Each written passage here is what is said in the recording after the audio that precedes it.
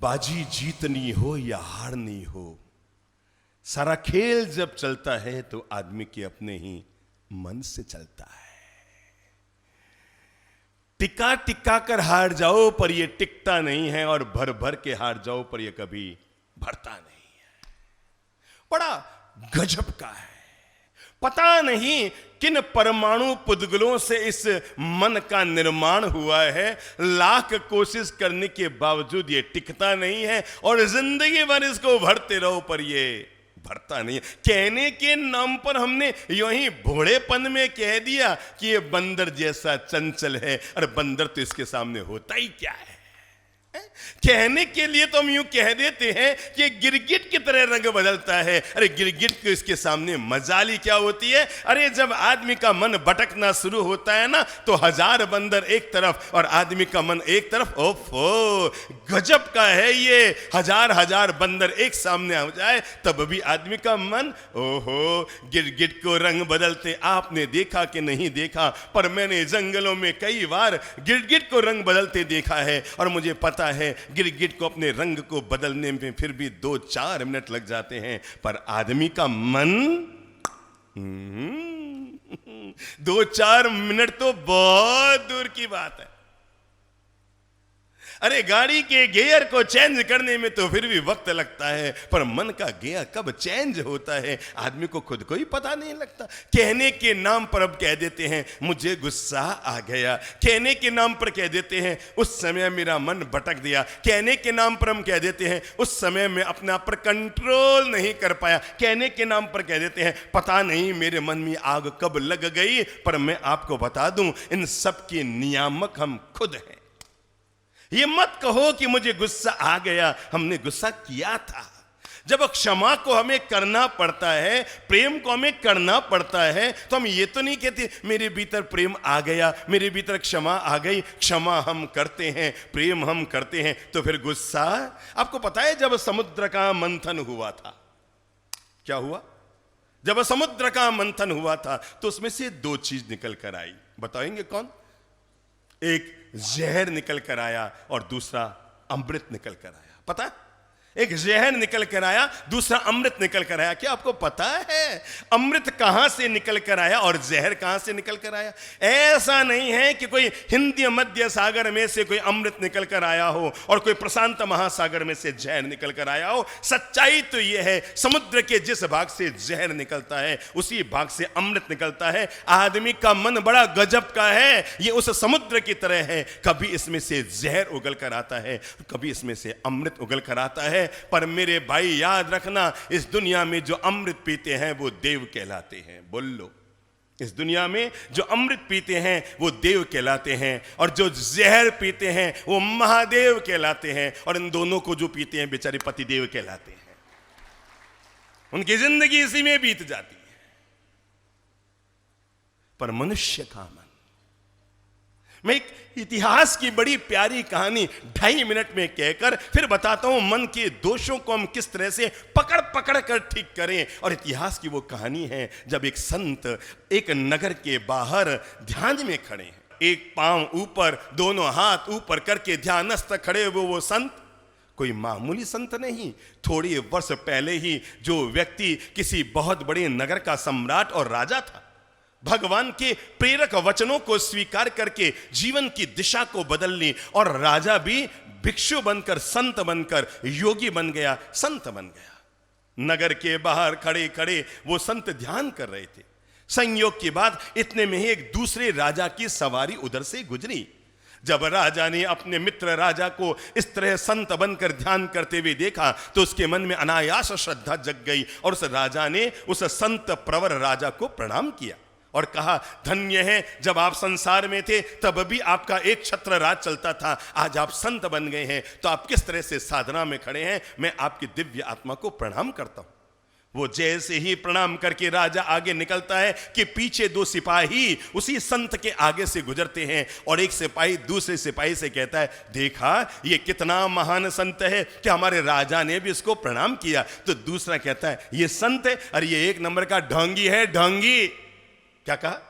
ये एक नंबर का ढोंगी है, ढोंगी। और इसको पता ही नहीं है अपने केवल 4 साल के बच्चे को राजा बनाकर ये तो संत बन गया, संत की बातों में आ गया। भगवान श्री महावीर के वचन जो सुनता है उसका तो जिगर बदल जाता है, ना वो आगे देखता है ना पीछे देखता है, वो तो सीधा संत बन जाता है। और ये तो ऐसे ही संत बन गया, ढोंग कर रहा है। इसके बेटे पर तो दुश्मन हमला कर चुके हैं। जो इसके पड़ोसी दुश्मन राजा थे उन्होंने इसके नगर को घेर लिया है और इसका बेटा मारा जाने वाला है, और ये यहां पर खड़ा खड़ा संत बनने का नाटक कर रहा है। दोनों सिपाही तो बातें करते करते उसी राजा के साथ आगे बढ़ गए, पर संत के मन में हलचल पैदा कर गए। जैसे एक ठीकरी हम फेंकते हैं पानी में, और पानी में फेंकी हुई एक ठीकरी वहीं तक हलचल पैदा नहीं करती, जहां तक तालाब का पानी जाता है वहां तक वो उसकी लहर और हलचल पैदा करती रहती है। वैसे एक घटना हमारे अच्छे सदे हुए मन को में भी हलचल पैदा कर देती है। और वो एक शब्द जो एक सिपाही ने दूसरे सिपाही से बात ही बात में कहे कि इसके बेटे को तो दुश्मनों ने घेर लिया है और उसकी तो मौत होने वाली है। ध्यान में खड़े हुए उस संत ने ही मन में सोचा, ओ तो मतलब पड़ोसी राजाओं को यह पता लग गया कि मैं संत बन गया और मेरे बच्चे को कमजोर समझकर उन्होंने हमला शुरू कर दिया है। अरे उनको नहीं पता अभी भी मुझ में इतनी ताकत है कि 5-10 राजाओं की सेनाओं को तो मैं अकेला सल्टा सकता हूं। और ये कहकर वो ध्यान में खड़े हुए उस संत ने वहीं से युद्ध करना शुरू किया। तीर चलने शुरू हुए, बाण चलने शुरू हुए, कटारें चलनी शुरू हुई, तलवारें चलनी शुरू हुई, और एक पर एक जो जो शत्रु सामने आ रहे हैं सबका सफाया। कौन संत? जो एक पांव पर ध्यान में खड़ा है। मन की दशाएं बता रहा हूं, किस तरह मनुष्य की मन की दशाएं मोड़ लेती है। जंगल में एक पांव पर खड़ा हुआ संत जो आराधना में खड़ा हुआ है, उसके मन की विराधना कैसे शुरू हो जाती है। ये तो इधर युद्ध शुरू कर चुका है, उधर वो राजा पहुंचता है भगवान के पास और जाकर कहता है, भगवान वो जो मेरे मित्र राजा है जो संत बन गए हैं, जरा भगवान बताओ अगर उस संत की अभी मृत्यु हो जाए तो उसको कौन सी गति मिलेगी। भगवान ने पल भर में उसकी अंतर्दशा को पढ़ा और पढ़कर कहा, वो जो एक पांव पर खड़ा हुआ राजा अभी साधना कर रहा है ना, उस साधक की अगर अभी मृत्यु हो जाए तो उसको 7वीं नरक मिलेगी। राजा चौंका, भगवान कैसी बात करते हो आप? वो इतना बड़ा राजा सारे साम्राज्य का त्याग करके, सारे सुख वैभव का त्याग करके, सारी राज रानियों का त्याग करके, सारे धन वैभव का त्याग करके, और वो संत बन गया है, इतनी जंगल में घनघोर साधना कर रहा है, और आप उसके लिए कहते हैं 7वीं नरक। भगवान कहते हैं, ये तुम नहीं समझ सकते राजन, ये मनुष्य की मन की दशाएं हैं। कई बार ऐसा होता है, कई गृहस्थ के चोले में बैठे हुए गृहस्थ भी संत जीवन जी लिया करते हैं, और कई संत के बाने में आकर भी अपनी जिंदगी को गृहस्थ जैसी जिंदगी बना लिया करते हैं। ये तो मनुष्य की भाव दशाओं का फर्क है। इसीलिए हमारे आगमों में कहा गया, कुछ गृहस्थ ऐसे रहते हैं जो घर में रहकर भी संत जीवन जिया करते हैं, और उन्हें प्रणाम है, जिनकी मनोदशाएं, जिनकी भाव दशाएं इतनी दिव्य पवित्र और निर्मल हो जाया करती है। आधे घंटा वहीं बैठे हैं और इधर वो साधक युद्ध लड़ रहा है, युद्ध पे युद्ध लड़ रहा है, और पता नहीं सारी सेना का सफाया कर दिया। अंत में बचा शत्रु सैनिक का राजा, और वो जब सामने आके खड़ा हो गया और वो मन ही मन तीर निकालते हैं तो देखते हैं उनकी तीर सारे खत्म हो गए हैं। ओ ये क्या समझता है, मेरे तीर खत्म हो गए तो मैं इसको नहीं हरा पाऊंगा, और ये सोचकर अरे इसको मारने के लिए मेरा मुकुट ही काफी है। क्या सोचते हैं? मेरा भारी भरकम 3.5 किलो का मुकुट इसकी छाती पर फेंकूंगा और इसको जान से मारने के लिए मुकुट काफी है। और ये सोचकर वो ध्यान में खड़ा हुआ संत अपना हाथ लेकर आता है, किस पर? किस पर? किस पर?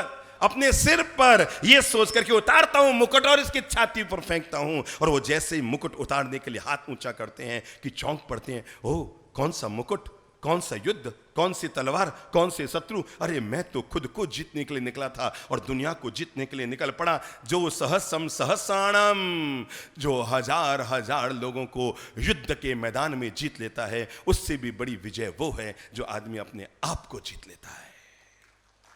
युद्ध के मैदान में जाकर हजारों हजार योद्धाओं को जीतने की बजाय अपने आप पर विजय प्राप्त करना जिंदगी की सबसे बड़ी विजय होती है। और तब कहते हैं उस साधक की अंतश्चेतना जगती हो, मैं तो वैराग्य के मार्ग पर चला, मुमुक्षा के मार्ग पर चला, मुक्ति के मार्ग पर चला, मेरा ये विवेक कहाँ खो गया और मैं इस तरह का गलत निर्णय कर बैठा। और तब उनकी मनोदशा सुधरनी शुरू होती है। वो भाव ही भाव में अपनी भाव दशा को निर्मल करते हैं, पवित्र करते हैं और ध्यान में गहरे उतरते हैं। और तभी वो राजा जो भगवान के पास बैठा है पूछे ही पड़ता है, भगवान जरा बताओ ना, वो जो मेरा मित्र राजा संत बना हुआ है, कैसे आपने कह दिया नरक में जाएगा। भगवान कहते हैं चुप रहो, अब वो नरक में नहीं जाएगा, अब तो वो स्वर्ग की ओर बढ़ना शुरू हो गया है। और 3-4 मिनट ही भगवान बोलते बोलते कहते हैं, राजन जिसको मैंने कहा था नरक में चला जाएगा, उस साधक को तो कैवल्य ज्ञान, परम ज्ञान उपलब्ध हो गया है। ये है मन की दशाओं का खेल। समझ में आया? ये मनुष्य के मन की दशाओं का खेल है। थोड़े दिन पहले की बात है, कोई एक बिटिया रानी दीक्षा लेने के लिए जा रही थी और कहा, गुरुदेव मैं आपकी किताबों को रोज पढ़ती रही, अब मैं अपनी परंपरा में दीक्षा लेने के लिए जा रही हूं, क्या आप मुझे दीक्षा लेने से पहले कोई संदेश देना चाहेंगे? आपकी किताबें खूब पढ़ी है, मैंने आपके प्रवचन खूब सुने हैं, अब मैं जिस परंपरा में जा रही हूं मुझे नहीं पता मैं वापस जीवन में कब आपके दर्शन कर पाऊं न कर पाऊं, पर मैं चाहती हूं जाने से पहले आप मुझे जीवन की कोई महान प्रेरणा दे दें। मैंने कहा, बेटा जहां आप जा रही हो वहां का मार्ग आपका प्रशस्त हो, जहां संयम पंथे दीक्षार्थी तारो पंथ सदा उजवाड़ बने, जंजीर हती जे कर्मोनी ते मुक्ति दी वरमाड़ बने। तुम जा रहे हो प्रेम से जाओ, पर बेटा एक बात याद रखना, जिस पवित्र भावना के साथ तुम संयम जीवन में जा रहे हो, भगवान से इतनी सी मंगल प्रार्थना करना कि मैं जिस परम वैराग्य के साथ संत जीवन को स्वीकार कर रही हूं, मेरी जिंदगी में और कुछ रहे या न रहे, पर अंतिम सांस तक ये वैराग्य जरूर बना हुआ रहे, क्योंकि मन की दशाओं को बदलते वक्त नहीं लगता है। आज जब हम दीक्षा ले रहे हैं तो जिस परम वैराग्य के साथ ले रहे हैं, श्री प्रभु से प्रार्थना करो, ये वैराग्य भौतिक वस्तुओं को देखकर, भौतिक दुनिया को देखकर, संसार के संसाधन और चकाचौंध को देखकर मेरे मन की दशाएं कभी ना बिगड़े। विकल्प तो सबके सामने आएंगे, विकल्प तो सबके सामने आएंगे। ये मत समझना कोई मेनका विश्वामित्र के सामने प्रकट होती है। हर साधक के जीवन में कभी ना कभी विश्वामित्र का मन हो जाता है और कभी ना कभी मेनका प्रकट हो जाती है। इसलिए जिंदगी में जब कोई व्यक्ति संसार को छोड़कर मुक्ति के मार्ग पर जाता है तो उसे इस बात का जरूर ध्यान रखना चाहिए, मैं अपनी जिंदगी में जिस परम वैराग्य से संयम को स्वीकार कर रहा हूं उसको जिंदगी भर जीने की कोशिश करूंगा। गजब होता है मेरे भाई बहनों, जब मैं संत बना और लोग संत बनते हैं तो लोग पूछते हैं, भाई क्यों संत बन रहे हो? तब मैंने एक ही जवाब दिया और हम सब ने एक ही जवाब दिया, मुझे मोक्ष में जाना है, मुझे मोक्ष में जाना है इसलिए संत बन रहा हूँ, मुझे मोक्ष में जाना है इसलिए संत बन रहा हूँ, मुझे मोक्ष में जाना है इसलिए संत बन रहा हूँ। कितना गजब होता है जब संत बनते हैं तो हम कहते हैं मोक्ष में जाने के लिए संत बन रहे हैं, और दीक्षा लेने के 25 साल के बाद हम कहते हैं मुझे अहमदाबाद जाना है, मुझे सूरत जाना है, मुझे इंदौर जाना है, मुझे रायपुर जाना है, मुझे महासमुंद जाना है, मुझे धमतरी जाना है, मुझे दुर्ग जाना है, मुझे कलकत्ता जाना है, मुझे मुंबई जाना है। दिमाग से निकल ही जाता है मुझे मोक्ष जाना है। और ये जब तक मनुष्य के मन की अंतर्दशाएं व्यक्ति अपने स्थिर नहीं रख पाएगा तब तक परम वैराग्य दशा को आदमी जी नहीं पाएगा। इसलिए मन की दशा अगर सुधर गई तो समझो पूरी जिंदगी सुधर गई। ये मन की दशा का खेल है। मन सुधरा तो एक इंसान राम बन जाता है और मन बिगड़ा तो एक इंसान रावण बन जाता है। मन सुधरा तो उसी इंसान में से कोई कृष्ण पैदा हो जाता है, मन बिगड़ा तो उसी इंसानों में से कंस पैदा हो जाता है। मन सुधरा तो कोई महावीर बन जाते हैं और मन बिगड़ा तो कोई गौशालक बन जाता है। ये तो सब मन की दशा का खेल है। इसलिए अगर सुधारने जैसी कोई चीज है ना, सजाने जैसी कोई चीज है ना, श्रृंगारित करने की जैसी चीज है ना, धोने जैसी कोई चीज है ना, उज्जवल करने जैसी कोई चीज है ना, निर्मल बनाने जैसी कोई चीज है ना, तो हमारा मन है। मन ना रंगाए रंगाई जोगी कपड़ा, कि आदमी ने कपड़े तो बदल लिए, वस्त्र का बदल लिया, देश बदला, परिवेश बदला, वेश बदला, सब कुछ बदला, पर मन न बदला तो सब कुछ बदला बेकार गया। ड्रेस बदली जा सकती है, परिवेश बदला जा सकता है, एड्रेस बदला जा सकता है, पर जब तक एक चीज ना बदली, बोलो बोलो, मन की दशाएं न बदली, तब तक सारे बदले हुए बेकार चले जाते हैं। इसलिए आज हम जिस चीज को सुधारने की कोशिश करते हैं, आपको पता है थोड़े दिन के बाद इसी मैदान में हम एक बहुत बड़ी पर्व आराधना करेंगे और उसका नाम है पर्युषण पर्व की आराधना। क्या करेंगे? आपको पता है पर्यूषण की आराधना हम क्यों करते हैं? इसलिए नहीं कि हम चढ़ावे ले लें, इसलिए नहीं कि हम और कोई आराधना कर लें। पर्यूषण को करने के पीछे मूल भाव यही रहते हैं, आदमी अपने मन के प्रदूषण को मिटा ले। इसी का नाम है पर्यूषण। किसको मिटा ले? बोलो बोलो बोलो बोलो। मन के प्रदूषण, जिसके प्रति राग द्वेष कलह सोच सोच कर सोचो, 2 साल पहले मेरी 6 लोगों से बोलचाल बंद थी, आज उसमें बढ़ोतरी हुई है कि कटौती हुई है? अगर बढ़ोतरी हुई है तो आत्ममनन कीजिए। तो कौन सा धर्म की बात करता है, कौन सी मंदिर की पूजा करता है, कौन सी सामायिक करता है? 4 साल पहले तेरे 6 लोगों से बोलचाल बंद थी, आज वो संख्या 8 हो गई है। हाँ, तब ताली बजाकर खुद का अभिनंदन कीजिएगा जब लगे 4 साल पहले 6 लोगों से बोलचाल बंद थी, आज वो संख्या 2 रह गई है। पुराने जमाने में मैंने भी जलाया है और मेरी अच्छी बहनों और माताओं ने भी जलाया होगा। ये जो रिचार्जेबल टॉर्च आती है, बैटरी आती है, इन्वर्टर आते हैं, ये सब तो मेरे और आपके पैदा होने के बाद पैदा हुए हैं, पक्की बात है ना। इससे पहले एक चीज पैदा हुई थी और उसका नाम था लालटेन। किस किस ने देखा है लालटेन? हाथ खड़ा करो। सबने देखा ना लालटेन। और जलाया किस किस ने बचपन में? अच्छा ठीक है समझ गया। लालटेन तो अभी अभी का है। मैं संत बना तब भी गांव में तो लालटेन जलता ही था। तो अब जरा याद करो, मुझे अपने बचपन की घटना याद आ रही है और आपको भी याद आ जाएगी जब एक बार आपने लालटेन जलाया।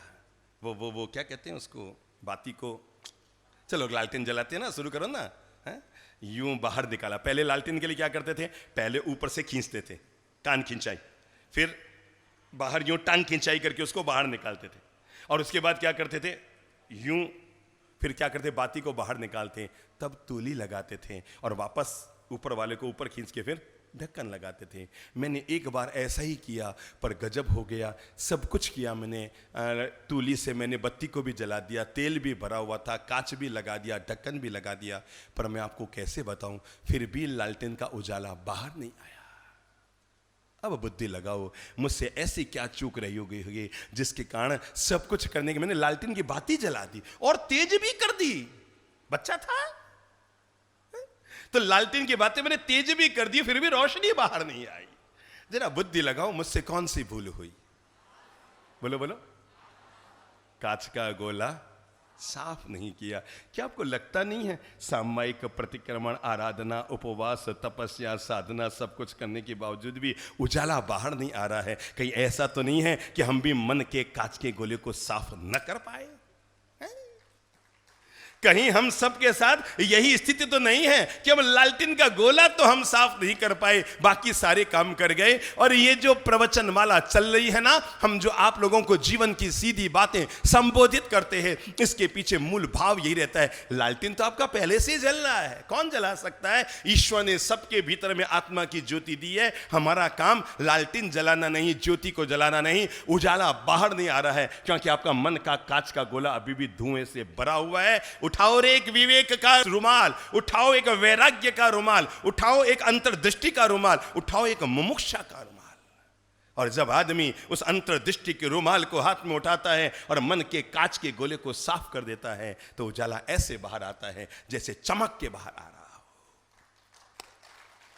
हमें यही साधना करनी पड़ेगी मेरे भाई, हमें यही साधना करनी पड़ेगी। आदमी का 3 तरह का मन होता है। एक तमो मन, तमो गुण से जुड़ा हुआ मन, जिसमें क्रोध, कषाय, वैर, विरोध, बोलचाल बंद करना, लोभ, माया, प्रपंच, छोटी छोटी बातों में आदमी के भीतर पलता रहता है। इसलिए कहते हैं ना, आपको पता है एक बार हम लोग कलकत्ता गए थे, चतुर्मास था हमारा बहुत साल पहले। अब ये अलग बात है कि उस समय हम रायपुर होके नहीं गए, कानपुर होके चले गए थे, तो नहीं तो आपका कांच का गोला उसी समय साफ कर देते। कलकत्ता गए तो पर्यूषण वगैरह बीत गए, तो वहां पर पूरे विश्व भर का एक बहुत बड़ा म्यूजियम है, और वो है सांपों का म्यूजियम। किसका? सांप, नाग। तो नाग देवताओं के एक बहुत बड़ा संग्रहालय है। मतलब क्या बताऊं, ये जो मैदान है ना अपना, इतनी बड़ी जगह में वो घेरा हुआ है। तो वहां के डायरेक्टर हमारे यहाँ प्रवचन में रोज आया करते थे। तो एक दिन उन्होंने कहा, गुरुदेव मेरा आवास भी वही है और आपको दुनिया भर के हजारों तरह के सांप एक जगह देखने को मिल जाएंगे, आप एक दिन कभी पधारो। हमने कभी व्यवस्था सेट की, हमारा एक नियम होता है, हम पर्युषण तक तो एक मैदान में बोलते हैं। जैसे अभी यहाँ संवत्सरी पर्व तक एक मैदान में हमारे प्रवचन होंगे, और संवत्सरी के बाद नगर में जो जो लोग भी चाहेंगे कि हमारे एरिया में प्रवचन हो, अभी तो हम कुएं हैं, आप पानी पीने आते हैं, फिर आप घर में रहना, हम नदी बनेंगे और घर घर तक पानी पिलाने के लिए आएंगे, ठीक है ना। 2 महीने की प्रवचनमाला हम कुएं बने, आप पीने के लिए आ रहे हैं, और अंतिम 2 महीने की प्रवचनमाला चलेगी जब हम तो झरना और नदी बनेंगे और आपके घर घर आकर पानी पिलाने की कोशिश करेंगे। तो वो भाई साहब ने कहा, गुरुदेव मेरी इच्छा है, आप पधारो पधारो। फिर उन्होंने वहाँ पर एक छोटा सा सत्संग प्रवचन का कार्यक्रम रख दिया। हम वहाँ गए, उन्होंने अपने सारे स्टाफ, परिवार, परिजन, बड़े अधिकारी थे, सबको इकट्ठा किया। उस समय के जो कलेक्टर वगैरह थे वो भी वहाँ पर आए, प्रवचन खत्म हुआ। फिर हम उन सांपों के संग्रहालय को देखने के लिए गए, और ये गजब के सांप, हमने ज़िंदगी में कभी सोचे नहीं। हवा में उड़ने वाले सांप मैंने वहाँ पर देखे, दीवार पर चलने वाले सांप, अलग अलग तरह के, अलग अलग प्रजातियों के सांप देखे। मैं ज़िंदगी में सोच नहीं सकता था, हजारों तरह के सांप, मतलब अपन कभी सोच भी नहीं सकते। पर पता नहीं, जब मैं बाहर निकला तो मेरे पास चंद्रप्रभ जी महाराज खड़े थे। उस समय हमारे पिताजी महाराज भी थे। तो मैंने उन दोनों से पूछा, मैंने कहा भाई अपन ये सांपों का संग्रहालय देख कर आए, पर अपनी धर्म की किताबों में तो लिखा रहता है कि 2 मुहा सांप भी होता था। क्या 2 मुहा सांप? मैंने कहा अपने हजारों तरह के, सैकड़ों तरह के सांप अंदर देखे, और गजब के सांप थे, मैं आपको क्या बताऊं, पर अपने 2 मुहा सांप तो दिखाई नहीं। तो मैंने कुतूहलवश जो हमारे साथ चल रहे थे डायरेक्टर, मैंने उनसे पूछ लिया, मैंने कहा भाई साहब आपके संग्रहालय में सब सांप है, पर एक सांप तो है ही नहीं। कहा कौन सा? मैंने कहा 2 मुहा सांप। तो उन्होंने कहा साहब आजकल 2 मुहे सांप पैदा होने बंद हो गए। मैं चौंका, मैंने कहा क्यों? कि 2 मुहे इंसान पैदा होने शुरू हो गए, और जब से 2 मुहे इंसान पैदा होने शुरू हो गए हैं, तब से 2 मुहे सांपों की जरूरत ही कहां है। 2 मुहे सांप से भी ज्यादा खतरनाक जो सांप हुआ करता है, उसका नाम बोलो बोलो बोलो बोलो बोलो, 2 मुहा।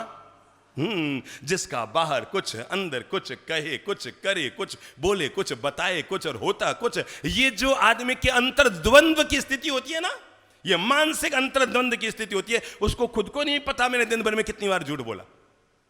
सच बोला हो तो सोचना पड़ता है, अरे यार पिछले सप्ताह मैंने एक बार तो सच बोला था, वो भी कब? पिछले सप्ताह। बाकी दिन भर मतलब गजब। मैं देखा करता हूं बहनों, क्या बताऊं आपको, पुरुष हमारे सामने बैठा है, पत्नी का फोन आता है, किधर हो? गाड़ी चला रहा हूं। अरे यार महाराज के पास बैठे हो, क्या क्या दिक्कत है? कोई अपनी प्रेमिका के पास तो बैठे नहीं हो जो बताओ कि गाड़ी चला रहा हूं। सही जगह बैठे हो, तब भी क्या कहते हैं? क्या चला रहा हूं? गाड़ी चला रहा हूं। और पत्नी कौन सी कम होती है, वो कहती है हॉर्न बजाओ। तो इस मोबाइल ने हमें एक बहुत बड़ी हमारी दिक्कत खड़ी कर दी है, और वो इतना भयंकर झूठ बोलना सिखा दिया जिसकी हद नहीं। कई बार तो पत्नी 100 कदम पीछे होती है और फोन करके पूछती है कहां हो, तो बताता कहीं है, होता कहीं है, निकलता कहीं। मैंने कहा आदमी 2 मुहा सांप हो गया है।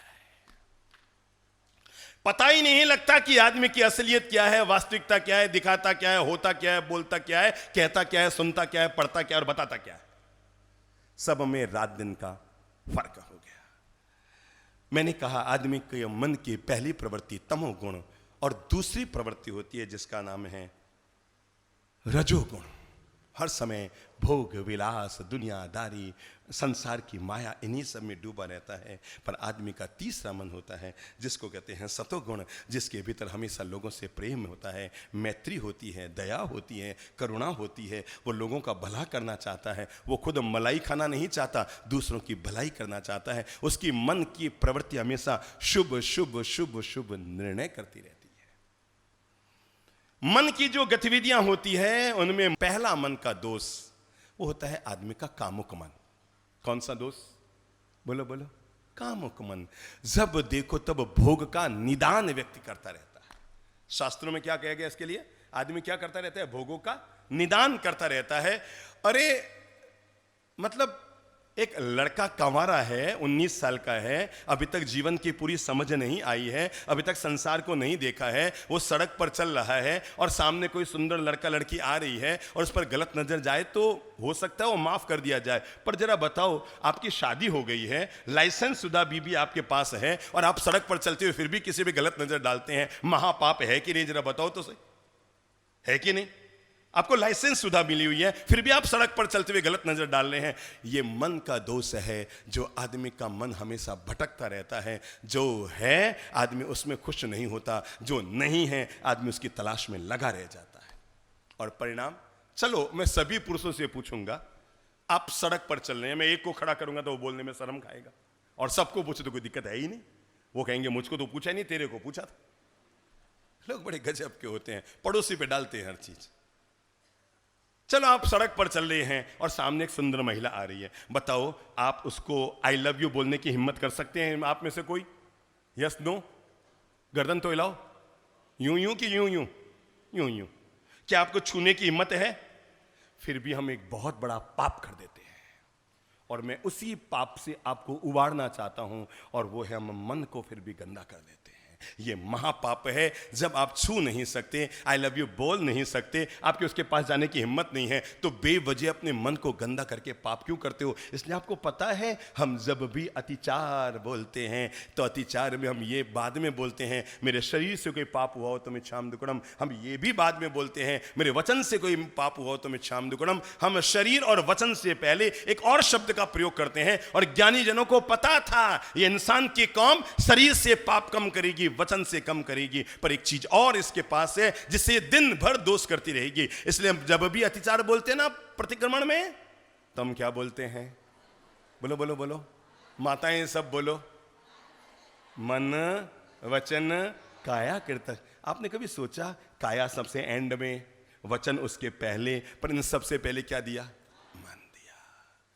ज्ञानी जनों को पता था इस मन को सुधारना बहुत बड़ी तपस्या है, और इसलिए अतिचार बोलते हुए हम जब अपने द्वारा किए गए दुष्कृत्य के लिए प्रायश्चित करते हैं, मिच्छाम दुक्कड़म देते हैं, तो हमारी ज्ञानी जन कहते हैं बेटा तूने शरीर से, मन से, वचन से, इन सब से तुझे मिच्छाम दुक्कड़म देना पड़ेगा, क्योंकि तुम वचन से बच जाएगा, शरीर से बच जाएगा, तुम मन से नहीं बच जाएगा। मैंने कहा कामुक मन आदमी का होता है, इसको ठीक करने के लिए एक अच्छा शब्द दे रहा हूं, और वह है संयमी मन। कौन सा मन? कौन सा मन? मेरे भाई, मंदिर में जाकर तो सीता की मूर्ति में हर कोई सीता को देख लेता है, पर सड़क पर चलती हुई महिला में भी जो व्यक्ति सीता और पद्मावती को देखने का सौभाग्य पा लेता है, वो मन का राजा बन जाता है।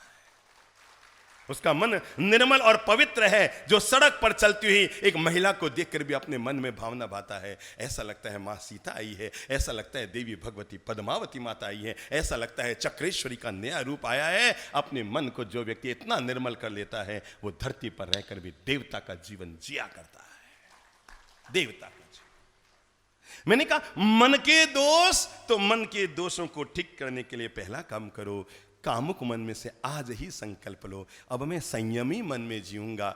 हैं?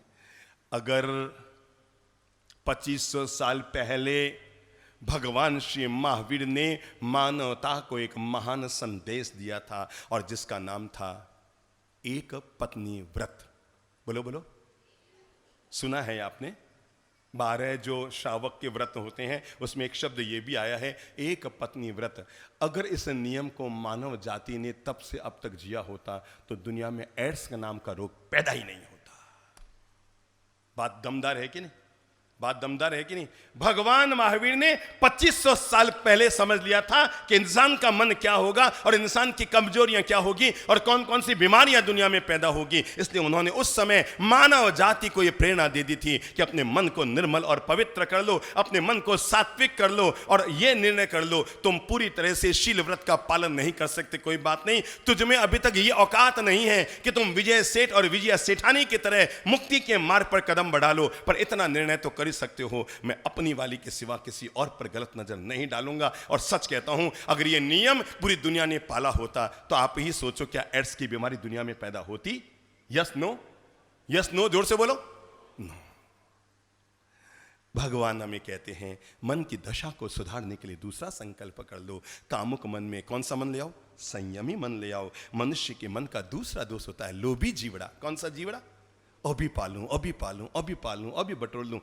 बटोरते बटोरते जिंदगी पूरी हो जाती है, पर आदमी की बटोरने की आदत नहीं जाती है। ये भी पालूं, ये भी पालूं, ये भी पालूं। मेरे भाई याद रखना, जो भाग्य में है वो भाग कर आएगा, और जो भाग्य में नहीं है वो आके भी भाग जाएगा। जीवन भर ध्यान रखना।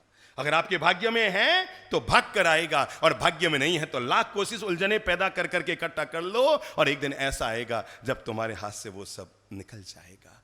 आपने वो पुराने जमाने में एक चित्र बना करता था, और उसी चित्र से मैं आज की आपको प्रेरणा देता हूं। मैंने ये चित्र अपने ननिहाल में देखा था। हो सकता है आपने देखा कि नहीं देखा, मुझे नहीं पता। मैंने अपने ननिहाल में, जब मैं संत बना तो मैं 11 साढ़े 10 साल का था, और उससे 1-1.5 साल पहले देखा था। मैं उस समय उस चित्र का मतलब नहीं समझ पाया था, और वो पुराने जमाने का चित्र आपके भी पुराने घरों में रहा होगा। और वो था एक आदमी पेड़ की टहनी पर लटक रहा है। अब आगे आगे दृश्य याद करो। नीचे जोर से बोलो, कुआं है। कुएं में कौन है?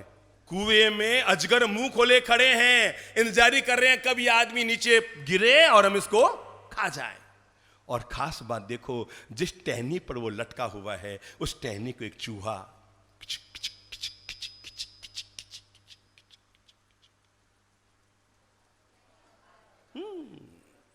टहनी को कुतर रहा है। करके चूहा टहनी को कुतर रहा है। इतनी कुतर चुका है कि अब तो बस आधा 1 मिनट बचा, और बोलो बोलो, टहनी नीचे गिरने वाली है। आदमी की मौत तय है। कुआं इतना बड़ा मुंह खोले खड़ा है। और अब देखो घटना का अंतिम चरण आता है। याद करो, जिस टहनी पर वो लटका हुआ है उसके ऊपर एक क्या है? मधुमक्खियों का छाता है। मधुमक्खियां तो उसमें से उड़ गई है, और उसमें से एक एक बूंद एक एक बूंद एक एक बूंद टपक टपक टपक। क्या हो रहा है? बोलो बोलो, एक बार टपका लो ना, समझ लो आप ही लटके हुए हैं। छोड़ो ना उस आदमी को, अपन कौन से कम है, सब लटके हुए हो। हाँ, कोई बचा हुआ नहीं है अपन में से लटकने से, सब अपन लटके हुए हैं। और वो चूहा कुतर रहा है, और पता ही नहीं है कि कब हमारी जिंदगी खत्म हो जाए। और वो एक एक बूंद टपक रहा है, और वो टपक टपक के आदमी के नाक के आगे यूं गिर रहा है, और वो खाने का, और वो उसको जायका ले लेके मीठा मीठा मधुबूंद पी रहा है। और तभी उधर से ज्ञानी जन निकलते हैं। अरे भाई, तेरी टहनी टूटने वाली है, ले ले ले ले, मेरा हाथ पकड़, मैं तुझे बचा लूं। और तब वो कहता है, प्लीज। सोचो क्या कहता होगा, हैं? एक बूंद और ले लो, बस ये एक बूंद और। एक बार संसार में, और एक बार दुनियादारी में, और एक बार भोगों का निदान, और एक बार संसार में, शरीर में, और एक बार धंधा पानी में, और थोड़ा धन और इकट्ठा कर लूं। और उसका परिणाम निकल कर आता है, ज्ञानी जन तो चले जाते हैं और उस आदमी की मौत हो जाती है।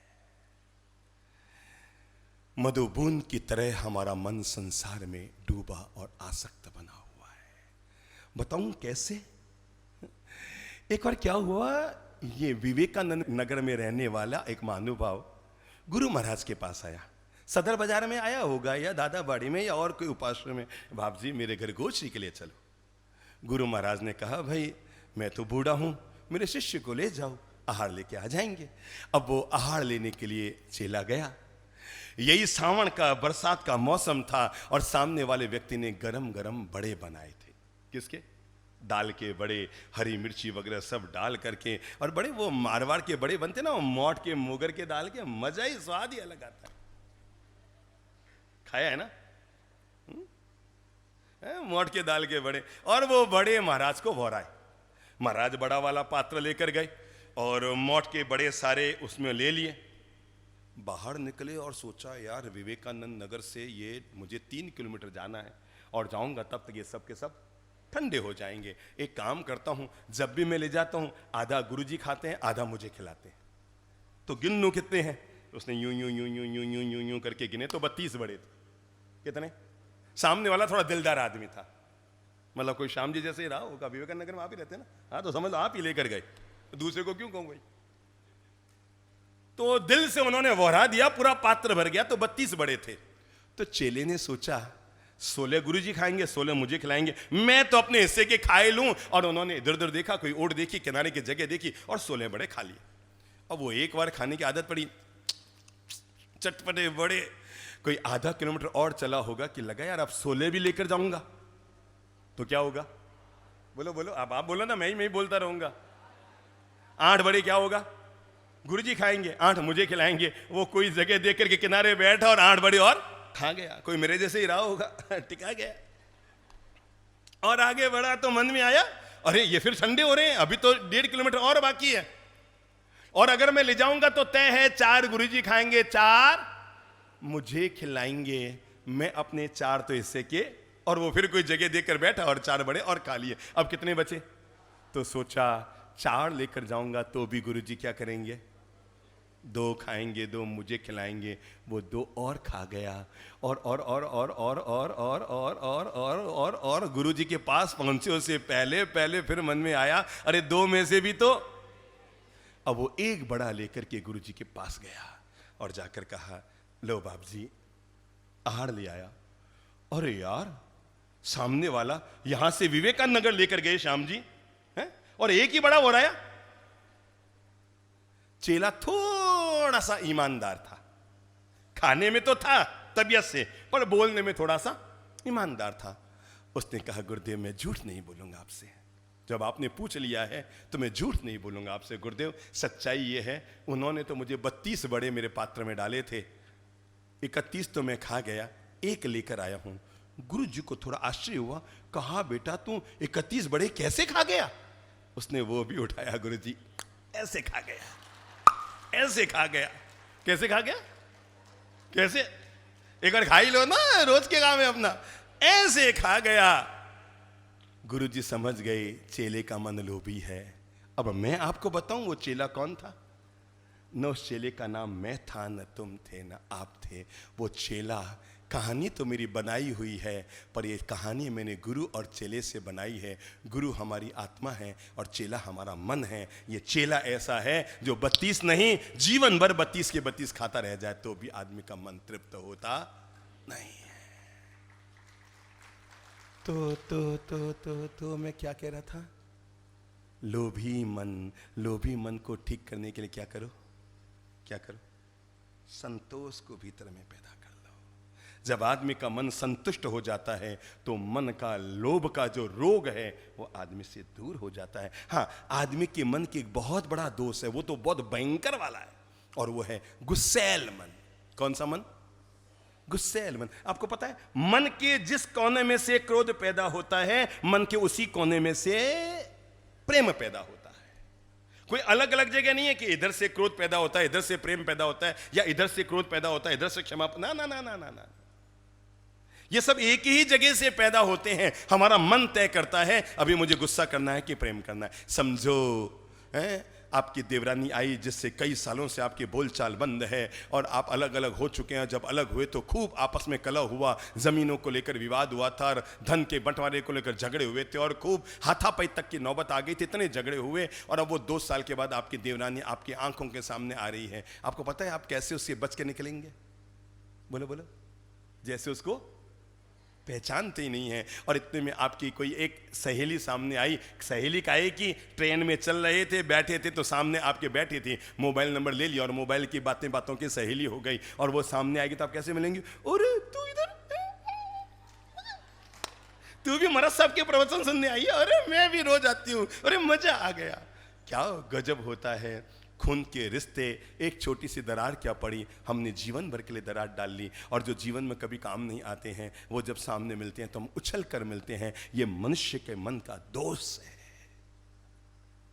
मुझे एक बार इतना आश्चर्य हुआ था, जब हम संबोधि धाम में थे तो जयपुर के एक माता पिता आए थे। उन्होंने कहा, बाप जी हमारा बेटा हमसे जुदा हो गया, उसकी पत्नी के इनके आपस में बनती नहीं थी, जुदा हो गया। पर बाप जी क्या बताऊं, हमें आज बहुत पीड़ा हुई। हम नाकोड़ा तीर्थ की यात्रा करने गए थे, हम मंदिर से बाहर निकल रहे थे और मेरा बेटा बहू दोनों अंदर जा रहे थे। वो हमें देख भी रहे थे पर ऐसे देख रहे थे जैसे हमें कोई पहचानते ही नहीं है, और वो यूं सीधे अंदर चले गए। इतनी पीड़ा हुई। जिसको हमने जन्म दिया, पाल पोस कर बड़ा किया, वो अपनी बीबी के बहकावे में आकर कैसा पागल हो गया है। माँ बाप सामने से निकले तो भी उनको पहचानता नहीं है। इससे बड़ा दुर्भाग्य आदमी का क्या होता है? ये मनुष्य का मन है। जुड़ जाए तो ऐसे जुड़ता है। ये मनुष्य का मन है। सही जुड़ जाए तो बिजली पैदा करता है। ये बिजली के तार की तरह, समझ गए? मनुष्य का मन बिजली के तार की तरह। सही जुड़ जाए तो उजाला पैदा करता है, गलत जुड़ जाए तो झटका मारना शुरू करता है। ये मनुष्य का मन है। गलत जुड़ गया तार तो झटके मारेगा और सही जुड़ गया तो उजाला देगा। एक लाइन याद रखना, अगर आपको रबड़ी बनानी है, क्या अगर आपको रबड़ी बनानी है तो दूध को उतना ही ज्यादा उबालना होगा जितना ज्यादा उसमें पानी होगा। समझ में आ गई बात? समझ में आ गई? मुंह से बोल लो। दूध को आपको उतना ही ज्यादा उबालना होगा जितना ज्यादा उसमें पानी होगा। तो क्या करो, प्योर दूध रखो ना, ताकि रबड़ी को बनाने में मेहनत ना हो। और मन की दशा को भी ऐसा ही बना लो कि आदमी के मन की दशाएं निर्मल और पवित्र हो। आपको पता है हमारे मन के आधार पर ही हमारा आभा मंडल बनता है। क्या बनता है? मन के आधार पर ही हमारा आभा मंडल बनता है। और ये आभा मंडल ऐसा नहीं है कि गोरे आदमी का आभा मंडल गोरा होता है और काले आदमी का काला होता है। पहले तो मैं आपको समझा दूं, अगर कोई सुंदर महिला और पुरुष ये मन में वहम पालती हो कि मेरा, आपने देखा होगा ना महापुरुषों के जब भी कभी चित्र आपने देखे होंगे, मूर्तियां और महापुरुषों के चित्र, तो उनके पीछे एक गोलाकार आभा मंडल होता है। आज मैं आपके एक रहस्योद्घाटन कर रहा हूं, ये केवल महापुरुष के नहीं, दुनिया में हर जीवित प्राणी का आभा मंडल होता है। पहली बार, जब तक इंसान जीवित है, कोई प्राणी जीवित है, तब तक उसका आभा मंडल है। उसके मृत्यु की पहचान यही है, अगर आभा मंडल पीछे से गायब हो गया यानी उसकी मौत हो गई। और जब तक पीछे आभा मंडल चल रहा है यानी उसके शरीर में किसी न किसी रूप में प्राण अभी तक बचे हुए हैं। अब तो ऐसे कैमरे पैदा हो गए हैं जिसको किलियान फोटोग्राफी कहते हैं। क्या कहते हैं? Kylian photography. रूस ने इस कैमरों को पैदा करने का सौभाग्य लिया कि आदमी की मन की दशाएं कैसी है उसके आधार पर आदमी का आभा मंडल। एक बार गुस्से में आदमी का फोटो खींचा, एक बार गुलाब के फूल के पास जाकर मुस्कुराते हुए आदमी का फोटो खींचा, उसी आदमी का आभा मंडल 2 मिनट पहले काला आया और 2 मिनट पहले सफेद हो गया। तो पहली बात ये ना समझे कि जो गोरा है उसका आभा मंडल गोरा होता है, काले वाले का काला होता है, क्योंकि आभा मंडल शरीर के आधार पर नहीं बनता, आभा मंडल हमारे विचारों के आधार पर बनता है। समझ रहे हैं? आभा मंडल किसके आधार पर? शरीर के आधार पर नहीं बनेगा। काले कुट्ट आदमी का आभा मंडल भी उजाले से भरा हुआ हो सकता है। भगवान श्री महावीर ने एक प्यारा सा शब्द दिया है इसी आभा मंडल को निर्मल और पवित्र करने के लिए, और उसका नाम है लेश्या विज्ञान। क्या है? मुंह से बोल लो। आज हम 5-7 मिनट में दुनिया के इस अद्भुत अनूठे विज्ञान को समझते हैं, जो हमारे मन की वर्गणाओं के आधार पर, मन की क्रियाओं के आधार पर, मन की गतिविधियों के आधार पर, मानसिक स्थितियों के आधार पर वो हमारा आभा मंडल और हमारा लेश्या मंडल बनता बिगड़ता रहता है। इसको यूं समझें जैसे 6 राहगीर जा रहे थे। 6 राहगीर जा रहे थे, 6 को भूख लगी थी और 6 के 6 ने एक साथ देखा कि सामने आम का पेड़ है। तो सबने क्या सोचा होगा? जाएं और आम, भूखे हैं 6 के 6, तो आम खाएं। अब मैं बताता हूं मन के विचारों की वर्गणा के आधार पर लेश्या मंडल कैसे होता है। अब उनमें से पहला व्यक्ति सोचता है मैं जाऊंगा और जाकर के पेड़ को जड़ से काट दूंगा, पूरे पेड़ को पटक देंगे, अरे महीने 2 महीने तक आराम से आम खाएंगे। दूसरा व्यक्ति के मन में आता है हम जाएंगे और जाकर को तने से काट देंगे। तीसरे के मन में आता है हम जाएंगे एक शाखा को तोड़ लेंगे। चौथे के मन में आता है हम जाएंगे और एक डाली को तोड़ लेंगे। 5वें के मन में आता है हम जाएंगे और आम के फलों को तोड़ लेंगे। 6ठे के मन में आता है इतना बड़ा पेड़ है, 5-10 फल तो नीचे टूटे हुए जरूर पड़े होंगे, हम जाएंगे और नीचे गिरे हुए फलों को खा लेंगे। पहला किसी को जड़ से उखाड़ना चाह रहा है अपने भले के लिए, दूसरा वो जड़ से तो नहीं उखाड़ता पर उसकी सारी की सारी व्यवस्थाओं को चकनाचूर कर रहा है। तीसरा अपने भले के लिए सामने वाले के डालियों को काट रहा है, शाखाओं को काट रहा है, फलों को तोड़ रहा है। पर सबसे निर्मल कौन? बोलो बोलो। जो ये सोच रहा है जाएंगे और टूटे हुए फल होंगे उनको उठा के खा लेंगे। मनुष्य के मन की 2 स्थितियां होती है, एक शुभ और एक अशुभ। कौन कौन सी? मनुष्य के मन की कितनी स्थितियां? 2 स्थितियां होती है, एक शुभ होती है, एक अशुभ होती है। अशुभ जो मनुष्य के मन की वृत्तियां होती है उनको हम लोग अशुभ लेश्या कहते हैं, उससे आदमी का अशुभ आभा मंडल बनता है। और शुभ जो मन की लेश्याएं होती है उनको हम शुभ लेश्या कहते हैं, उससे आदमी का सुंदर आभा मंडल बनता है। मनुष्य के मन की पहली अशुभ लेश्या, कमर सीधी करो, अब बहुत ध्यान से सुनना, ये बातें फिर आपको जिंदगी में कभी कदाच सुनने को मिलेगी, भले हम आए तो भी। मूड बनाओ इसलिए सुना रहा हूं। मनुष्य के मन की पहली अशुभ लेश्या होती है जिसको भगवान ने शब्द दिया है कृष्ण लेश्या। मुंह से बोलो कृष्ण लेस्या, इसका रंग बिल्कुल काला होता है, बिल्कुल काला। ये जिस मनुष्य के मन में लेस्या होती है ना, उसका आभा मंडल बिल्कुल शार्प काले कलर का होता है। अब हम कैसे पहचाने? मैं आपको खुद को थर्मामीटर दे रहा हूं। अब तक आपने बुखार को मापने का तो थर्मामीटर देखा है, पर मन के खार को मापने का नहीं देखा है। और मैं जो अब आपको थर्मामीटर दे रहा हूं, ये आप अपने मन के खार को भी माप पाएंगे। और मन के खार को मापने के लिए बता रहा हूं, अब हमारी लेस्या, हम आज कहां खड़े हैं? पहला चरण कृष्ण लेस्या। इसकी पहली पहचान, स्वभाव में प्रचंडता। कौन होगा कृष्ण लेस्या का मालिक? किसका आभा मंडल काला होगा? जो छोटी छोटी बातों में क्या कर रहा है? बोलो, गुस्सा कर रहा है। जिसके स्वभाव में प्रचंडता है, जिसके मन में वैर की मजबूत गांठ है। क्या है? वैर की मजबूत गांठ है।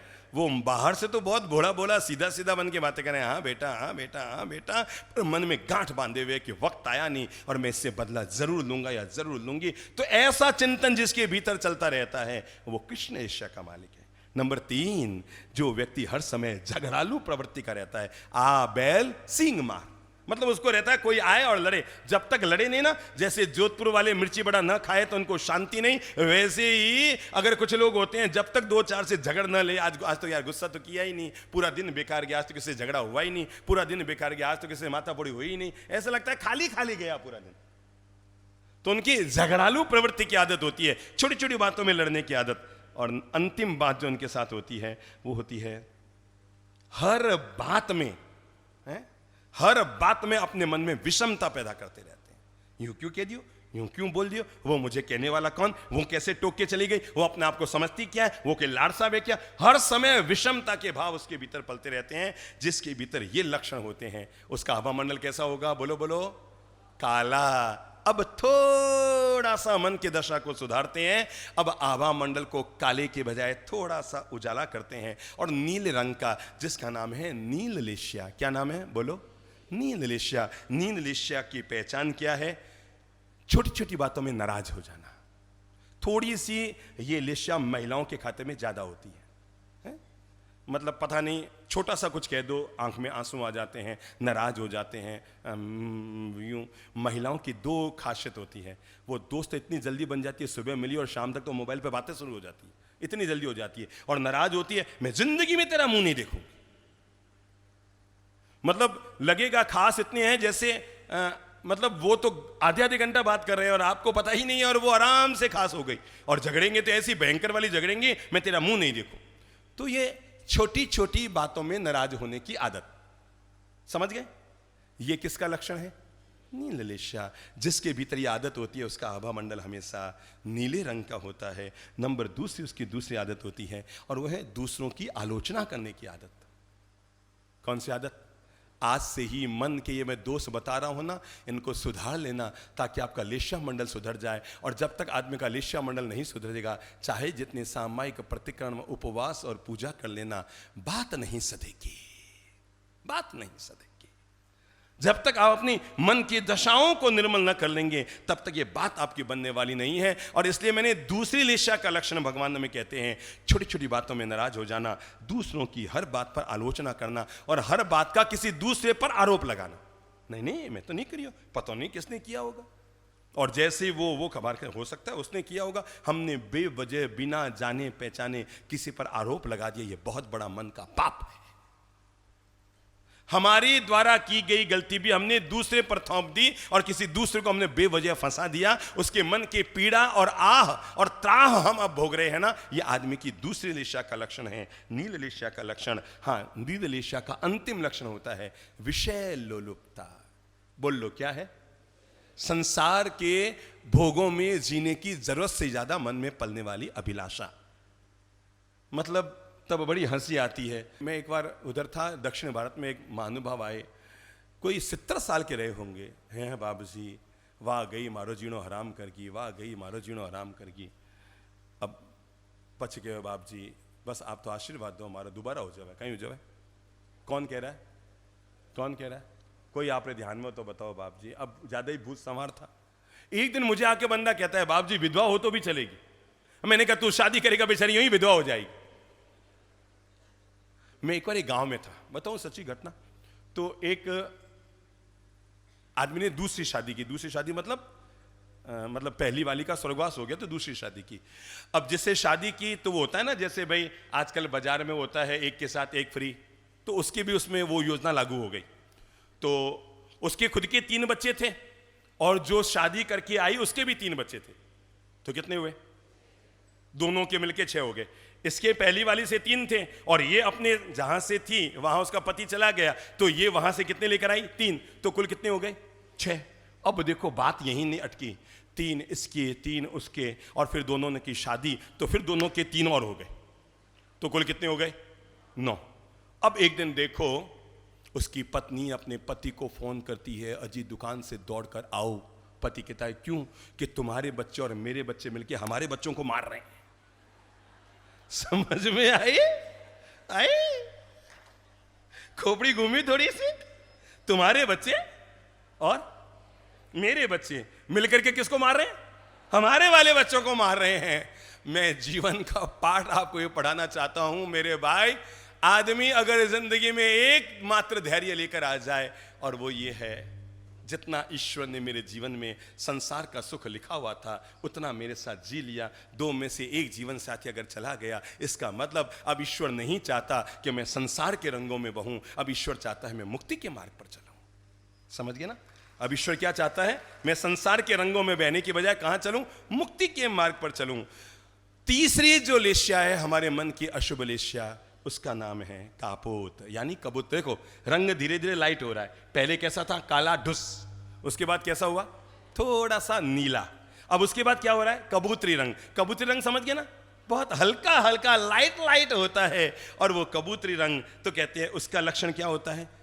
कबूतरी रंग का लक्षण होता है छोटी छोटी बातों में नाराज हो जाना, मंद बुद्धि रखना, अज्ञानता में जीवन को जीना, या ये समझ लो अति शोकाकुल होना, या छोटी छोटी बात में भयभीत हो जाना। ये जो चित्त की कमजोरियां होती है ना, इस कमजोरियों का नाम क्या है? कापोतलेश्या। ये मनुष्य की 3 कमजोर मानसिक स्थितियां होती है। अब चलो हम इनको बदलते हैं, थोड़ा सा इनको पॉजिटिव बनाते हैं, और पॉजिटिव बनाने के लिए मैं अगली लेश्या आपको कहूंगा, उसका नाम है तेजोलेश्या। बोलो नाम, बोलो नाम। इसका रंग कैसा होता है? अग्नि की तरह प्रकाशमान।